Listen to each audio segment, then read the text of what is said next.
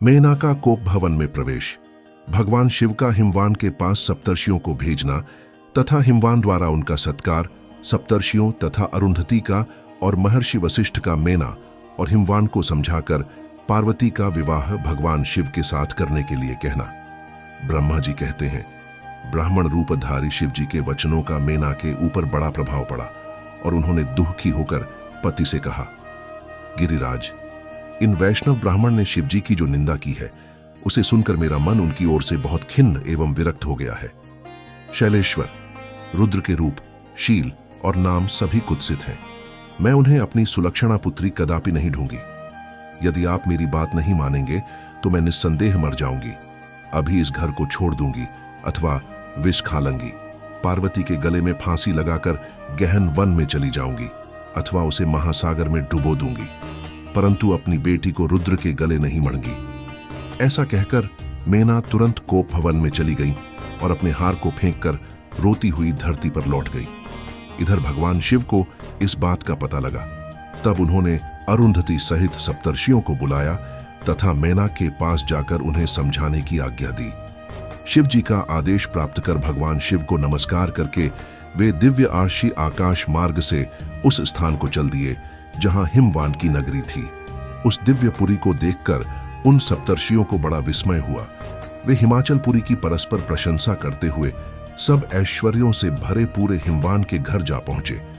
उन सूर्य तुल्य तेजस्वी सातों राशियों को दूर से आकाश के रास्ते आते देख हिमवान को बड़ा विस्मय हुआ।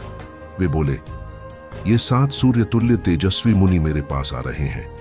मुझे प्रयत्न पूर्वक इस समय इनकी पूजा करनी चाहिए। सबको सुख देने वाले हम गृहस्थ लोग धन्य हैं, जिनके घर पर ऐसे महात्मा पदार्पण किया करते हैं। ब्रह्मा जी कहते हैं, इसी समय वे मुनि आकाश से उतरकर पृथ्वी पर खड़े हो गए। उन्हें सामने देख हिमवान बड़े आदर के साथ आगे बढ़े और हाथ जोड़ मस्तक झुकाकर उन सप्तर्षियों को प्रणाम करने के पश्चात उन्होंने बड़े सम्मान के साथ उन सब की पूजा की तथा उन्हें आगे करके कहा, मेरा गृहाश्रम आज धन्य हो गया। यूं कहकर उन्हें बैठने के लिए भक्तिपूर्वक आसन लाकर दिया। जब वे आसनों पर बैठ गए तब उनकी आज्ञा लेकर हिमवान भी बैठे और वहां उन ज्योतिर्मय महर्षियों से इस प्रकार बोले। हिमवानु ने कहा, आज मैं धन्य हूं, कृतकृत्य हूं, मेरा जीवन सफल हो गया। मैं लोक में बहुत से तीर्थों की भांति दर्शनीय बन मेरे घर पधारे हैं। आप लोग पूर्ण काम हैं। हम दीनों के घरों में आपका क्या काम हो सकता है? तथापि मुझ सेवक के योग्य यदि कोई कार्य है तो कृपा पूर्वक उसे अवश्य कहें। उसे पूर्ण करने से मेरा जीवन सफल हो जाएगा। आर्षि बोले, शैलराज, भगवान शिव को जगत का पिता कहा गया है और शिवा जगन माता मानी गई है। अतः तुम्हें महात्मा शंकर को अपनी कन्या देनी चाहिए।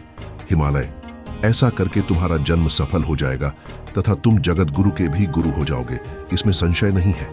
मुनीश्वर, सप्तर्षियों का यह वचन सुनकर हिमवान ने दोनों हाथ जोड़ उन्हें प्रणाम करके इस प्रकार कहा। हिमालय बोले, महाभाग सप्तर्षियों, आप लोगों ने जो बात कही है उसे शिव की इच्छा से मैंने पहले से ही मान रखा था। किंतु प्रभु, इन दिनों एक वैष्णव धर्मी ब्राह्मण ने आकर भगवान शिव के प्रति प्रसन्नता पूर्वक बहुत सी उलटी बातें बताई हैं। तभी से शिवा की माता का ज्ञान भ्रष्ट हो गया है।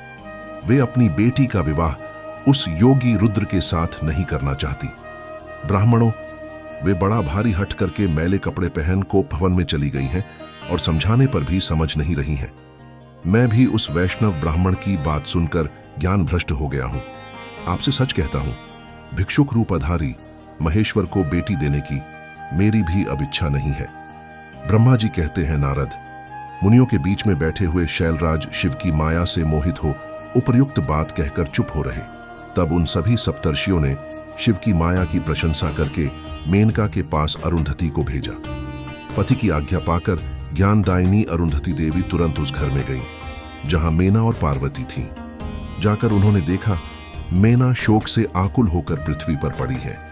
तब उन साध्वी देवी ने बड़ी सावधानी के साथ मधुर एवं हितकर बात कही। अरुंधति बोली, साध्वी रानी मेनके, उठो, मैं अरुंधति तुम्हारे घर में आई हूं तथा दयालु सप्तर्षि भी पधारे हैं। अरुंधति का स्वर सुनकर मेनका शीघ्र उठ गई और लक्ष्मी जैसी तेजस्विनी उन पतिव्रता देवी के चरणों में मस्तक रखकर बोली। मेना ने कहा, अहो, हम पुण्य जन्मा जीवों को आज यह किस पुण्य का फल प्राप्त हुआ है कि हमारे इस घर में जगत स्रष्टा ब्रह्मा जी की पुत्र वधू और महर्षि वशिष्ठ की पत्नी पधारी हैं। देवी, आप किस लिए आई हैं, ये मुझे बताइए। मैं और मेरी पुत्री आपकी दासी के समान हैं, आप हम पर कृपा कीजिए। मेनका के ऐसा कहने पर साध्वी अरुंधति ने उनको बहुत अच्छी तरह समझाया बुझाया और उन्हें साथ ले वे प्रसन्नता पूर्वक उस स्थान पर आईं जहां वे सप्तर्षि विद्यमान थे।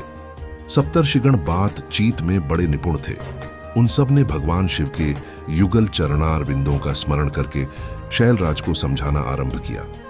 आर्षि बोले, शैलेंद्र, हमारा शुभ कारक वचन सुनो। तुम पार्वती का विवाह शिव के साथ कर दो और संहार करता रुद्र के श्वशुर हो जाओ। शंभु सर्वेश्वर हैं, वे किसी से याचना नहीं करते। स्वयं ब्रह्मा जी ने तारकासुर के विनाश के लिए एक वीर पुत्र उत्पन्न करने के उद्देश्य को लेकर भगवान शिव से यह प्रार्थना की है कि वे विवाह कर लें। भगवान शंकर तो योगियों के शिरोमणि हैं, वे विवाह के लिए उत्सुक नहीं हैं। केवल ब्रह्मा जी की प्रार्थना से ही वे महादेव तुम्हारी कन्या का पाणी ग्रहण करेंगे। तुम्हारी पुत्री ने जब तपस्या की थी उस समय उसके सामने उन्होंने उससे विवाह की प्रतिज्ञा कर ली थी।